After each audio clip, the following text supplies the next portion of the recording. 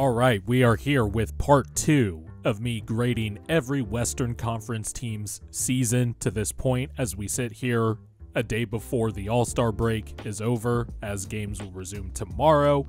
And we are continuing with seeds 1 through 8. I'm going from 8 up. You can check out my video where I graded basically seeds 15 through 9 in the Western Conference in my part 1 video. I'll leave a link in the description below. Let's not waste any time. Let's get right to it before we get some basketball back in our lives, because Lord knows over the last few days with all the discourse and all this other bullshit, we definitely need some fucking basketball back.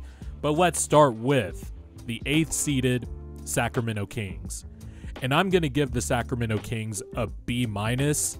It might be a little bit harsh because I do watch this team. Considering I live in this city, I watch this team quite a bit.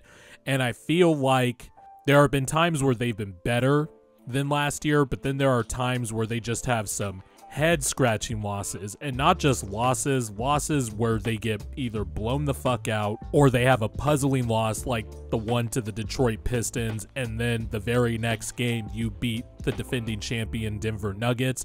The Kings have just had some wild swings. I feel like there was a point in the year this year where the Kings had a better record through 30 games than they did last year, and then they went through a rut and just had some puzzling losses, and losses that I think, quite frankly, should not have happened, and I think they should be a higher seed than what they are right now. Feel like they have left some meat on the table with some of these losses.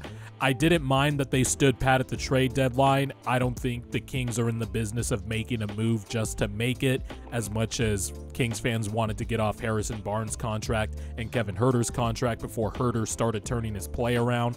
But De'Aaron Fox and Domantas Sabonis have been awesome this year. De'Aaron Fox has been struggling a little bit and has had some nagging injuries, but for the most part, the Kings are still 31-23. They are about a game and a half out of the 6th seed, so they're still very much in the actual playoff race, and they can fight their way out of the play-in, but just too many puzzling losses for my liking. I think at times the depth has reared its ugly head. Just Mike Brown is figuring out a little bit more stuff than I feel like he had to compared to last year. Either way, this Kings team is still really good. Don't have them as a contender. Might not even have them coming out of the first round. But on the whole, they get a B-.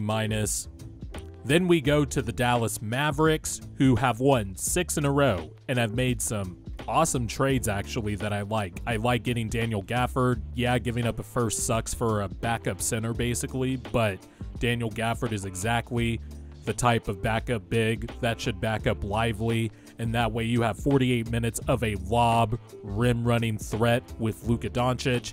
When Kyrie Irving has played, he has played fantastic. The Grant Williams signing did not work out after looking really promising the first 15 games or so, but that's just life. They found some lost change in their pocket with Dante Exum, but he's injured again. You get PJ Washington from the Charlotte Hornets. I like this team. Luka's playing better than ever and should be in the top 5 for MVP discussions if he can get his team up further up the standings. But the Mavericks get a solid B for me. Then we move on to the New Orleans Pelicans. And the Pelicans also get a B from me. Dealing with injuries, Zion kind of had a slow start to the year. Then there was the in-season tournament stuff where it just looked like, frankly, he was out of shape. But the Pelicans, I just love their team. They have wings on wings on wings. Point Zion. I would like to see Brandon Ingram and Zion Williamson fit a little bit better together, but they're still really good. Brandon Ingram is awesome. Trey Murphy still just finding his rhythm, but I think that'll come in no time. I think eventually he's going to be the starter, and they're going to have to do something with, most likely, CJ McCollum down the road. Dyson Daniels, his injury is unfortunate because he is one of the best defenders in the NBA. And speaking of defenders, Herb Jones, quietly shooting over 40% from 3 this year. They have really good talent, a really good defense. They have been winning a lot of games lately, and I know that's, you know, part of it being a soft schedule, but they had some really good wins, including one against the Clippers. The Pelicans are in the 6th seed right now, so they get a solid B for me as well. Then we go over to the 5th seeded Phoenix Suns. And just when we thought we were getting a nice healthy chunk of games with Bradley Beal, Devin Booker, and Kevin Durant playing together. Bradley Beal, once again, is injured. Hopefully the hamstring injury isn't a long-term thing, but as expected, the Booker, Durant, Beal trio is awesome. Their numbers stayed as much. Jusuf Nurkic has been a fine replacement for DeAndre Ayton, and Nurkic does some things differently from DeAndre Ayton that would benefit the Suns, like the dribble handoff game, etc. Like the Royce O'Neal signing, I think that's going to be key when the Suns close with probably a smaller lineup when it comes to playoff time. You have more options there in case Eric Gordon doesn't shoot well.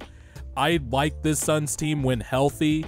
They get a B- for me only because I don't like some of the stuff Vogel is running, and that's mainly it right there. I just think they're too predictable on offense. It's either ISO or just pick and roll, and hey, that's effective, right? I mean, the Suns are fucking great at doing that, but I would just like some more variety because I think that can stagnate in the playoffs.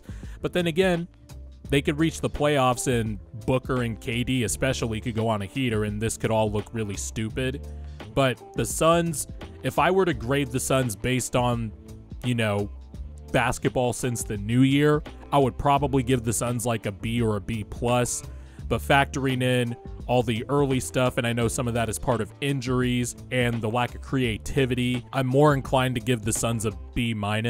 And yes, I know I made a video in January about how the Suns are terrifying. I'm grading the whole season. You could talk me into a B because they did have to deal with a lot of health adversity earlier in the year, but I think a B- is fair. They still need to gel and all that good stuff as well, so it could definitely be a B or a B+ by the end of the year, also depending on how high they climb, but I have a B- for the Suns. Then we go to the top 4 teams in the West, separated by 3 games. Let's start with the Denver Nuggets really quickly because I think they're still coming out of the West. With that said, based on how we're grading and, you know, the fact that it's the regular season and the playoffs aren't here yet, I'm giving the Nuggets a B+. I know you're probably thinking it should be an A- or an A at least. I just think there are times where the Nuggets are on cruise control mode, and it definitely feels like there are some points in the season so far where they've been like, we could turn it on in the playoffs, and then when they have flipped that switch, they look like the defending champions, especially when they get to crunch time and they just run their stuff, which is the Jokic-Murray 2-man game, and then all the different sets that can spawn out of that. The Lakers game was a great example of that, where the Lakers tie the game with like 3 minutes left, and Jokic and Murray just went straight to work down the stretch and ran them down, extended the lead. I know it sounds cliche about the whole flip switching thing, but if you watch Nuggets games, especially their games on the road, you can definitely see what I'm talking about. And again, I'm picking the Nuggets to come out of the West still. The bench isn't as good as last year, although I keep saying on this channel, Peyton Watson is going to be a nice X factor when the Western Conference playoffs come around. He's been playing really well, but I give the Nuggets a B+. Don't think there's anything wrong with that. Still picking them to come out of the West, but they get a B+. Then we go to the Los Angeles Clippers, and I think this one is a pretty easy A+. They got their guy that they wanted, which they clearly wanted before the season in James Harden. They had a little 5-game losing streak there, and people were getting their jokes off. And since then, the Clippers have flat out been one of the 1 or 2 best teams in the NBA, depending on how you feel about the Cleveland Cavaliers. Paul George, Kawhi Leonard, healthy. That was a big goal going into the season. Check that off. James Harden, seemingly fitting in as the 3rd option. Check that off. Russell Westbrook, buying in coming off the bench. Check that off. Norm Powell, still one of the more underrated 6th men in the NBA. Check that off. Zubats, developing chemistry with James Harden in the pick and roll. Check that off. A nice savvy pickup by getting Daniel Tice. Check that off. The Clippers have just checked every box this season from what I want to see before I believe in this team again. Because I've been high on the Clippers since they made that Paul George trade that ultimately brought the signature of Kawhi Leonard coming to the Clippers, right? And right now, this is the best team of the Kawhi Leonard and Paul George era. So it's simple. They get an A+ from me. I think they are going to face the Nuggets in the Western Conference Finals, and I obviously had already said the Nuggets will come out of the West, so I think they'll fall short, but they are absolutely a stone-cold contender. If they beat the Nuggets, I wouldn't be surprised. I just wouldn't pick them because I think Jokic is the best player in the world. But to this point in the season, Clippers get an A+. Then we go to the team that the Clippers are a half of a game in back of, the Oklahoma City Thunder. Shai Gilgeous-Alexander, a top 2 MVP candidate for me. It's between him and Jokic. Jalen Williams showing off that he can absolutely be the second star on a championship team. Chet Holmgren has unlocked everything for the Thunder's offense because he is the center that can stretch out the floor, and the Thunder just have all this space to just drive and kick and drive and kick. Young players like Cason Wallace showing out. Isaiah Joe continuing to just bomb from 3. And then they make a savvy move for Gordon Hayward. I love what the Thunder have done this year. I love the ascendance of SGA so far, just taking another leap. The Thunder are 4th in both offensive rating and defensive rating, which if you're a contender, that is a great hallmark to have, being top 5 in both offense and defense. Mark Daigneault is on the short list of Coach of the Year candidates. Really good season from the Thunder. And it'll be interesting to see how the rebounding problem will rear its head in the playoffs, if they can overcome that or not.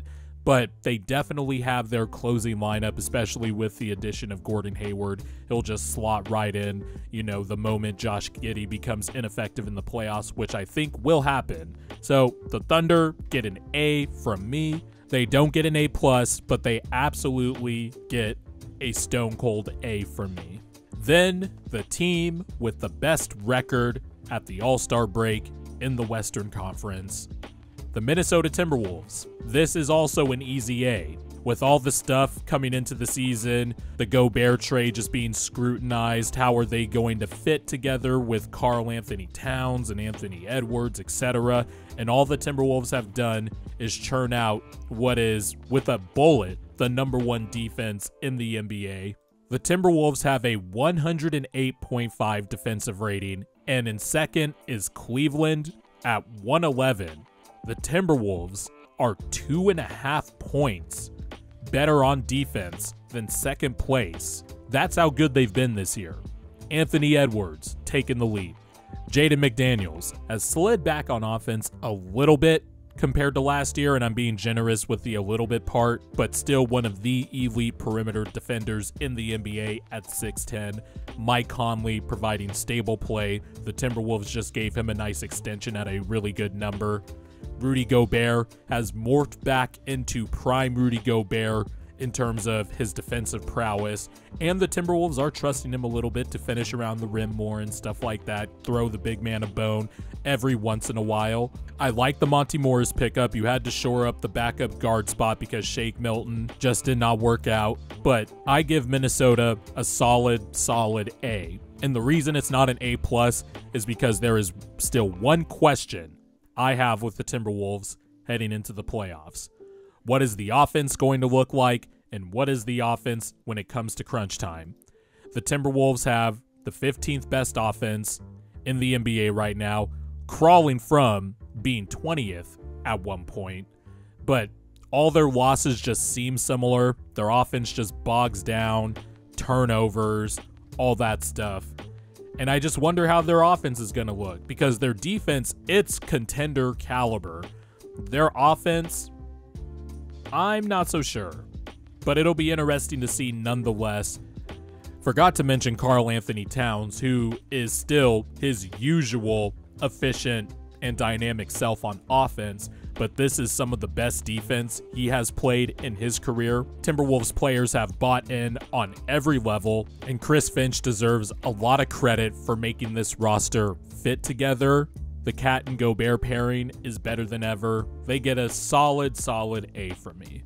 So those are my grades for every Western Conference team. I'll actually leave a link for every video on the grades that I did from the East and the West. Each conference I did a 2-parter, so I'll leave a link in the description below to those videos. Thank you for tuning in. If you want to leave a comment, let me know what your grades are for every team. Or if you disagree with me, let me know why. Be respectful, of course. Give this video a like, subscribe to the channel if you are so inclined, and I cannot wait for basketball to resume, because Lord knows we fucking need it.